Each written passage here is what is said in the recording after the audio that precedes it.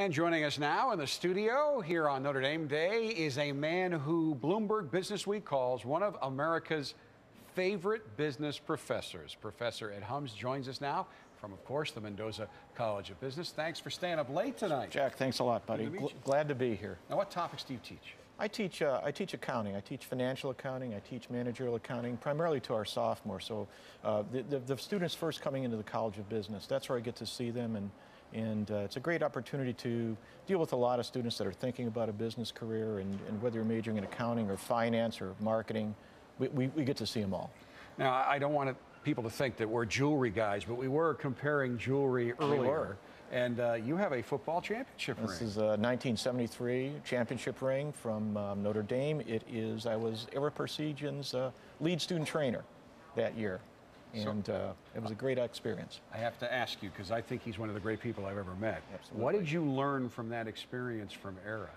What I learned from Era is intensity. Is to do everything into it excellent and to do everything first class, to be well prepared. He was one of the most intense people I ever met in my life, but you know something, he was very organized, and his players loved him.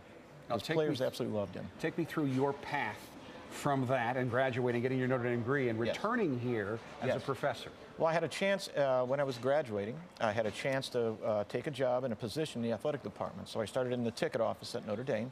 Actually got the job before I graduated in March of '75. Spent a little time in a ticket office, went over to the main building, worked in accounting, worked in finance, worked in budgeting, worked in taxes, worked in business operations for a while.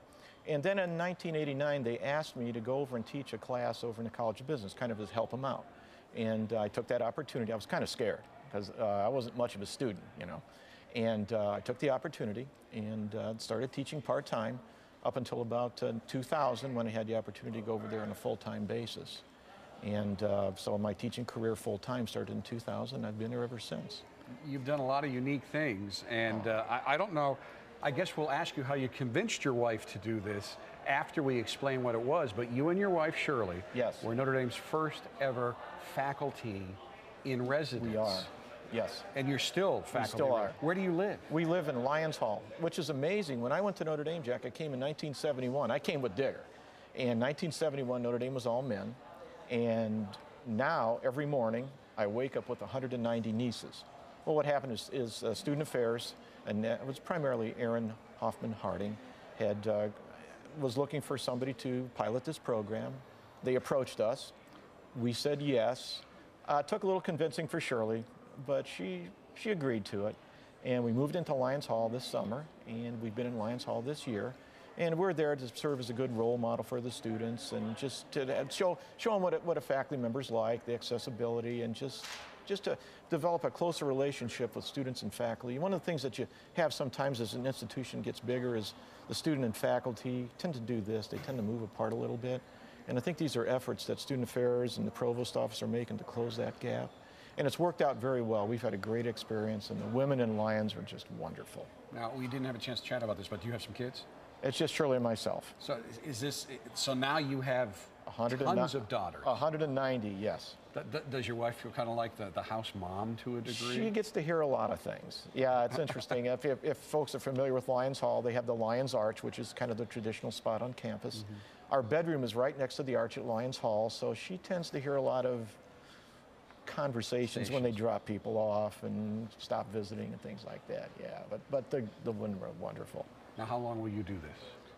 Hopefully for a couple of years. You're faculty in residence. 1 year you're a visitor, and after that you become more of a resident and being exposed to the entire life cycle of a year here at Notre Dame. And I think next year it'll be a little bit more comfortable for us. So you're now you may have a unique experience at both you and your wife. I'm not sure there are too many that have done as many things as you have done. You certainly may be the first adult male ever to live in a female residence hall. Adult male, that's not a priest. That's not a priest. That's not a member. Yes. That's correct. Yeah, so I break parietals every night. That is a great line. And again, a civilian, I guess we could say, because obviously the priests are in residence here all the time. Absolutely, but, I mean, I think that's just fascinating. I really do, and I did not know this beforehand. What's your favorite part of teaching at Notre Dame? My favorite part of teaching is being around my students. The students that you have at Notre Dame are just exceptional. I mean, I've always told people the smartest folks on this campus are your undergraduate students. They're very smart. They might not have the most experience, but they're wonderful people. They're intelligent. They've got great plans. They come from a great background, most of them, and it's just unbelievable. It's exciting to be here. I've seen other faculty members who've come to Notre Dame, and the reason they come to Notre Dame is not necessarily for the money, but for the environment, for the uplifting experience that they have with their students. It's really an exciting time to be here. Well, thanks for staying up late. Well, I'll tell you don't have a long way to go. We don't have a long way to go home, and it's not necessarily that late, because sometimes, you know, the girls stay up a little late. So can you give a shout out to Lions Hall? Absolutely. There's a little Lions love to everybody, and appreciate it. So nice Jack, to meet you. thanks a lot. Thank you very, very much.